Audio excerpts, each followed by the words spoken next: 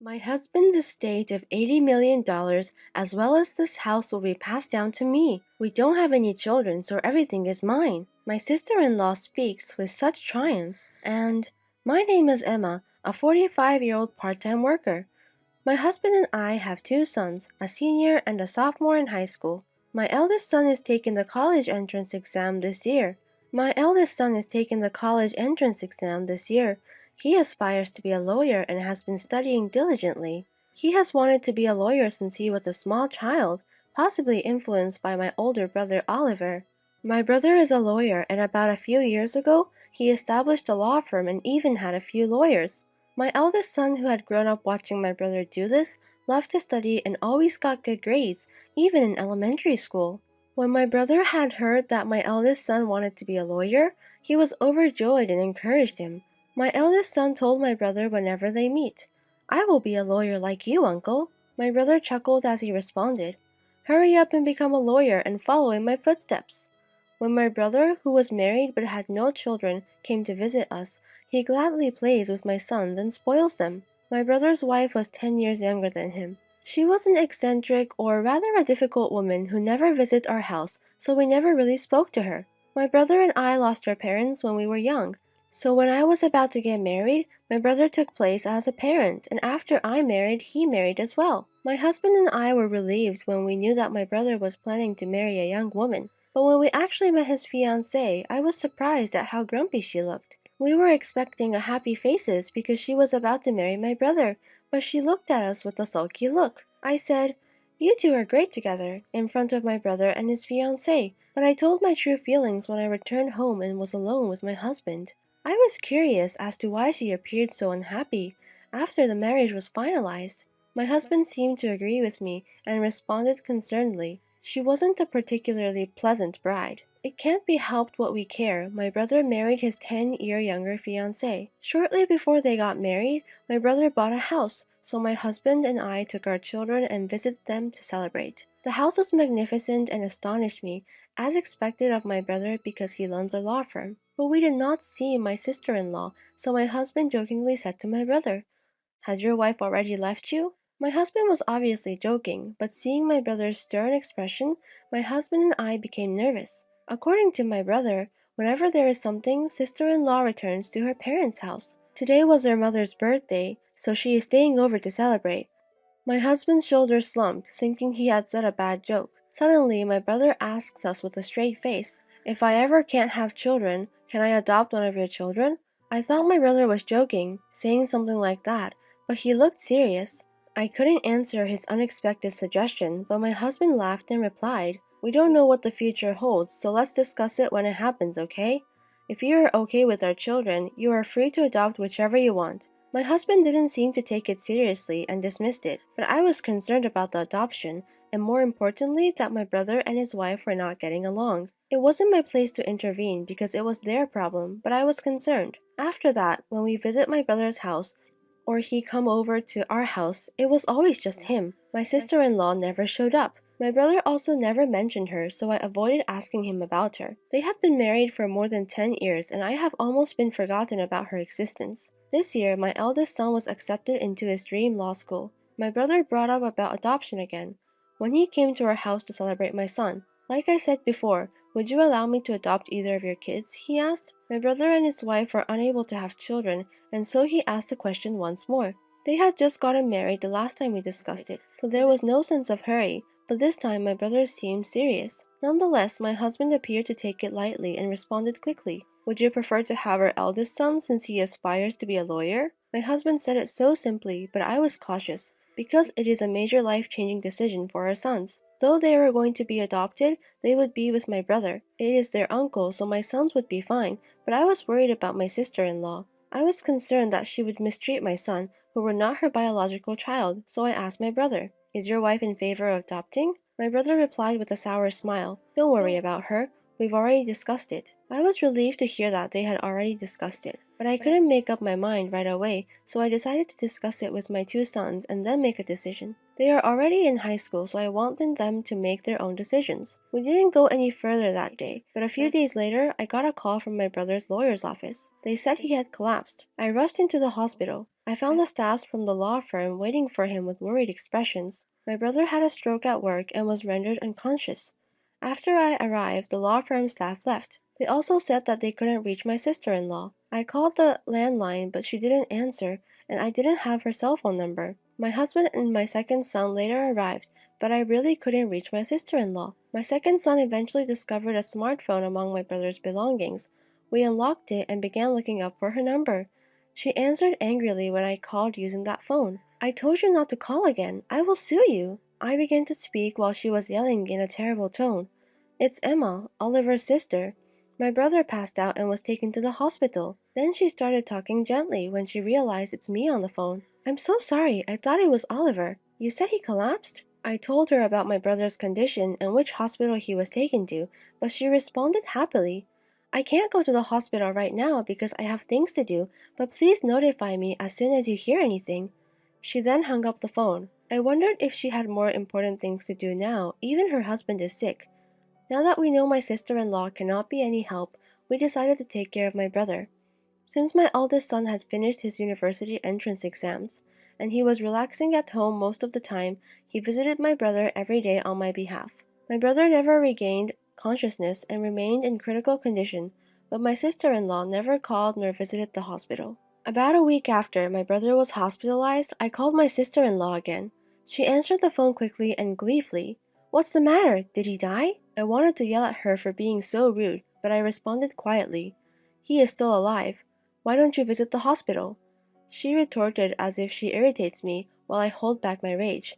"I'm not a doctor, nor am I a spiritual healer. There's nothing I can do for his recovery." I became even more enraged by her demeanor, so I hung up the phone. I began to suspect that my brother wanted to adopt one of my sons because he had given up on having children with his wife. I think they weren't getting along. When my brother's marriage was finalized, I asked him how they'd meet, and he said they met through a marriage counseling agency. Maybe my sister-in-law married him because he was a lawyer and she wanted to have a good life. This thought enraged me even more, but when I mentioned it to my husband, he said something even more crueler. If Oliver dies in this situation, his wife will inherit the entire estate, since they don't have any children. So my brother came to celebrate my eldest son the other day and spoke to us about adoption. Maybe it was because he was thinking about his inheritance.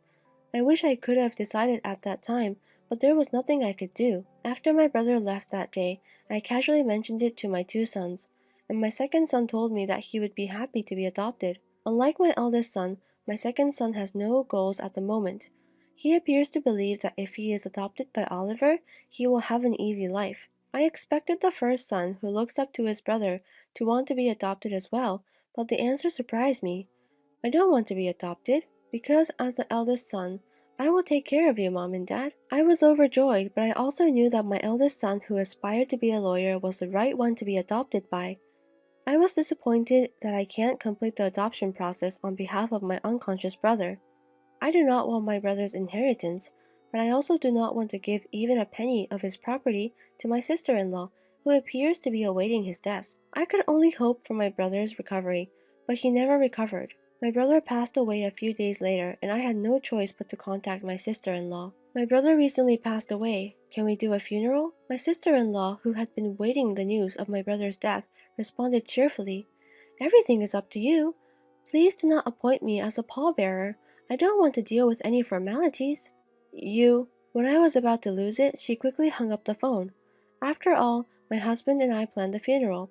Staffs from the law firm helped us in a variety of ways. My husband was also concerned about the firm's future, but my brother had taken care of that. Though my brother was the firm's representative lawyer, he delegated management to someone he trusted, so the law firm as a corporation will continue to operate without a problem. Many people came to my brother's funeral, and so many wreaths were brought that they couldn't fit it in the hall. Then I realized how wonderful my brother was once again. My son also assisted at the funeral, but when my second son saw the presidents of major corporations, politicians, and others had also attended, he was really frustrated. I knew I should have been adopted. I had no idea how amazing he was. My husband and I both felt we could kind of understand his sorrow. I was the pallbearer, but no one asked why my sister-in-law wasn't there, and no one mentioned it. I wondered if we were the only ones who knew my brother had married. My brother and his wife did not have a wedding. Instead, they only went on their honeymoon, so even the relatives may have missed it. If this was going to happen, I almost wish they had never married. No need of a wife who does not attend of her husband's funeral, and I regret not allowing him to adopt my second son sooner, because I believe she would take all of my brother's estates. With the help of the law firm staffs, my brother's funeral was completed. I invited everyone to my brother's house for a meal and to thank them. My brother will be able to rest in peace because of all of you. We were all very sad. That's when my sister-in-law appeared, wearing a flashy pink coat. I addressed her as if she had planned to arrive just as the funeral wrapped up. "After all this time, why did you come here?" With a big smile on her face, she speaks loud so that everyone could hear. "My husband's estate of $80 million, as well as this house, will be passed down to me, his wife. We don't have any children, so everything is mine." For some reason, when she said it triumphantly, my brother's subordinates burst out laughing. We looked at them confused, unsure why they were laughing. My sister-in-law glared and yelled at them. "What exactly are you laughing about? You're so impolite." While smirking, one of the lawyers responded, "We know that you're officially divorced. We all knew the result of your divorce settlement the day before he collapsed." When I first heard this fact, I exclaimed, "What? You were divorced?" I looked over my sister-in-law's face and saw her staring at them, who had just said the truth with the most terrifying expression ever. When she clenched her teeth, the other lawyer started talking. "I also heard that you were charged alimony in conjunction with your divorce. Because your affair caused a divorce, it is inevitable." My sister-in-law yelled, glaring at the lawyer who said it. "I'm not required to pay alimony, am I? I no longer have anyone to pay." She spoke mockingly, but there was no way she could compete with a legal expert, and she was quickly retorted. "The right to alimony will also be inherited, so you will have to pay it to Emma. She's the inheritor." Then I realized for the first time that I was my brother's sole inheritor. If their divorcement was finalized and our parents are gone, so I'm all that's left. She seemed to realize this too, and looked at me with a horrified expression, causing me to step back. But she seems unconvinced and began yelling once more. "Don't I get half of the estate now that divorcement is settled?" A dismayed-looking lawyer responds. "Didn't Oliver give you money when the divorce was finalized? I have a receipt certificate." He also purchased the house before the marriage, so it is not the subject of property division. I enjoyed watching her being lectured by the lawyers regardless of what she said. She seemed to recall something and shouted while laughing a little, "There's the life insurance, I should still be the beneficiary." She impressed me with her attitude in a situation where everyone around appeared to be her enemy. She said she changed the beneficiary of Oliver's life insurance to herself. However, the lawyer was also quick to deny about the life insurance. Oliver is a firm man, so I think he changed it when the divorce was finalized. I searched my brother's valuables and discovered the life insurance policy. When my sister-in-law saw this, she took the life insurance policy from me and looked impatiently at the beneficiary, but dropped her shoulders in disappointment. When she returned the certificate to me, I noticed that the beneficiary was me. My sister-in-law, realizing she was getting nowhere, yelled out her true feelings without thinking. "I married a lawyer because I thought he is wealthy, but I've only got a little money. In addition, I have to pay alimony. This is a huge mistake." With a grimace, the lawyer replied to her. Oliver said same thing. He said he shouldn't have come for the advice of a marriage counselor. He bemoaned the fact that he had made a huge mistake. My brother had never said anything like that to me, but he had always been truthful with his coworkers and subordinates. Unable to refute anything, my sister-in-law rolled her back and left my brother's house. Later on, she will have to pay the alimony in installments, but she didn't have a job. She began looking for a job quickly, but she has never worked seriously before and quit immediately. She re-registered to the marriage counseling agency and looked for a wealthy man in order to make quick money. And she found the wealthy man, told him she needed money for marriage, and cheated him out of his money. But the man caught on right away and reported her to the police. She was arrested for marriage fraud, according to the lawyer who works in my brother's law firm. To be honest, no alimony was ever paid to me, and when I went to see the lawyer about it, the story came up. In dismay, the lawyer told me, now that she has been apprehended, alimony payments may be impossible to obtain for the foreseeable future. Alimony is not something I am interested in. I was more interested in seeing her suffer a terrible fate.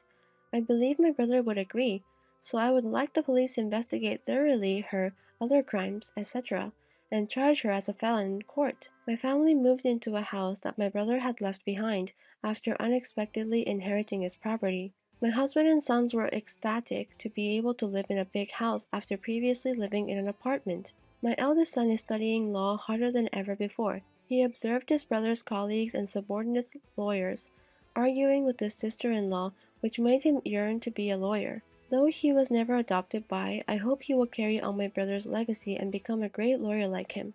Only my second son is upset and disappointed that I inherited my brother's entire estate. He claims, "To be honest, I wish I was adopted by uncle so I could have inherited everything." The second son smiled half-jokingly.